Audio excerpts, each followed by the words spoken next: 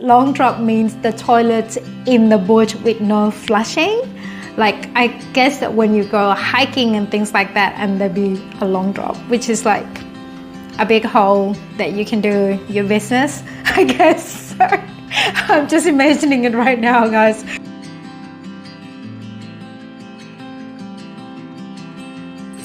Hello, my beautiful people. Hope you are having an amazing day wherever you guys are in the world. If you are new here, my name is Annalise and welcome.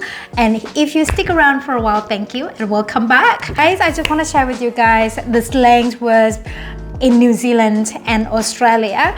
And the reason being is because I remember when I arrived in Australia in 2006 for the very first time, and the immigration gentleman at the airport greeted me by saying, "Good day." Bear in mind at the time my English was very, very basic. I couldn't speak properly at all.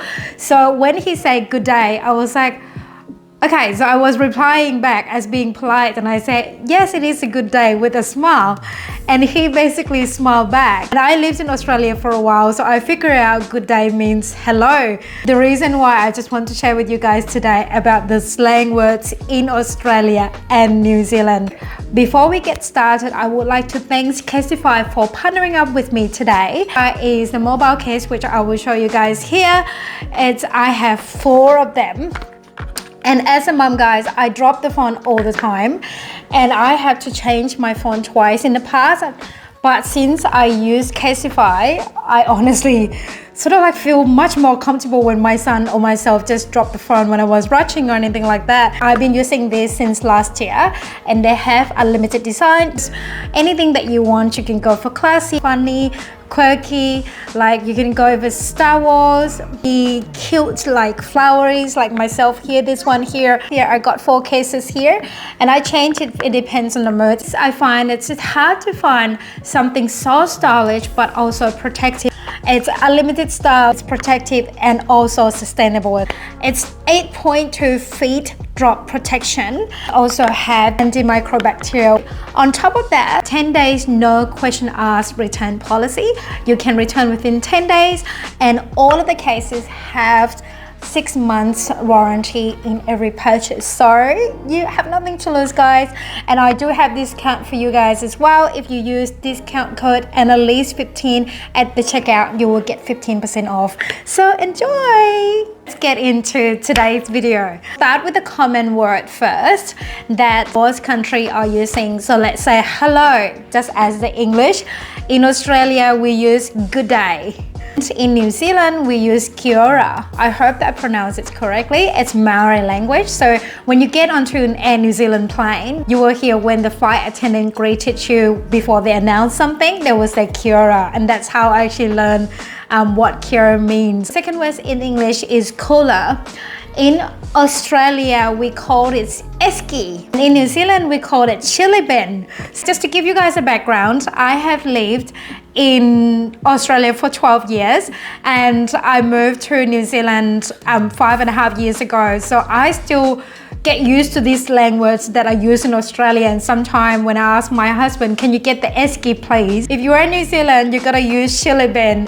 And if you're in Australia, you have to say esky, okay? All right, guys, to the next. Flip-flops. In Australia, we call it thongs. And in New Zealand, totally different. We call it jandals. I did not know about these terms until I get to New Zealand. Quite different. So now there are so many typical words that they use in both countries, New Zealand and Australia. In Australia, they like to shorten a lot of words. I'll give you an example what those words are. The first word is Australia, means Australia. Second word is mate. A casual way of speaking to someone, hey mate, hey friends, that kind of thing. The third word is avo. Avo means afternoon. I don't know if you guys know what barbie means. Barbie means barbecue in Australia. Roo is shortened from the word kangaroo, which is an animal in Australia. Next word is sickie. Sickie means a day of sick leave, work and you want to ask for sick leave, and a lot of Australia will use sickie. I use a lot of this word. Ta means thank you. I use a lot of this word ta in Australia, but when I moved to New Zealand, I didn't see a lot of people using it. There are some people using it, but not common as in Australia. So I kind of like not using as much. Sometimes I'll still get into the habit of saying ta. Otherwise, I would just say thank you. The next word is kappa. Kappa means a cup of tea. Australian people will ask you, would you like a cuppa? Means, would you like a cup of tea? I hope you guys learning some of the Australian slang words already. Now we moved on to the next one, which is Kiwi slang. First word is bro. Bro. Is bro or cuss. Means casual way of speaking towards someone, like we said before. In Australia they call mate, but in New Zealand they call bro or cuss. A sweet ass in New Zealand means awesome or cool, like yeah, sweet ass, like yes, cool. I heard quite often that Kiwi said this, she'll be right. She'll be right means it'll be okay, like she'll be right, it'll be okay, it'll be fine, don't worry about it. This one, I actually never heard of it before until I actually read and ask my husband about it. So sure, I hope I pronounce it correctly as well. Sure, yeah, sure, yeah.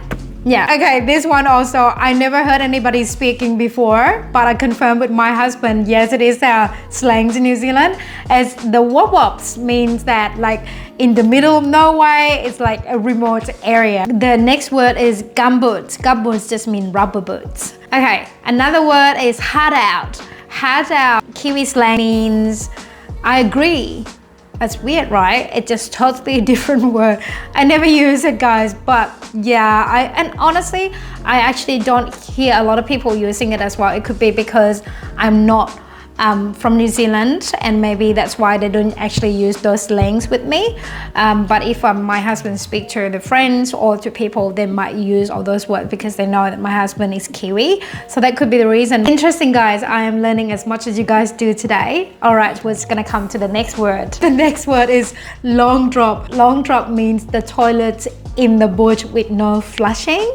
Like, I guess that when you go hiking and things like that, and there'll be a long drop, which is like a big hole that you can do your business, I guess. So I'm just imagining it right now, guys. We have done the differences between Australia and New Zealand, and we have done the New Zealand slangs as well as Australian slangs. Now we are moving on to the Australian and New Zealand that they are using the same word. There are some words that Australian and New Zealand are using the same slang. Those words are no worries. I think all of us hearing a lot of this word. No worries mean all good, not a problem at all. The second word that used in both countries is mozzies. Mozzie means mosquito.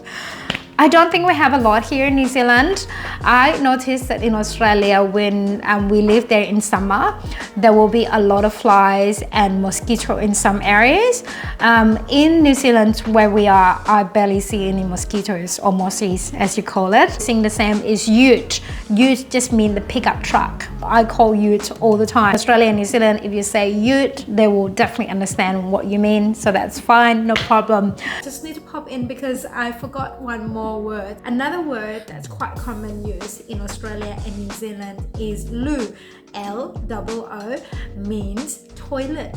If somebody asks you, where is the loo?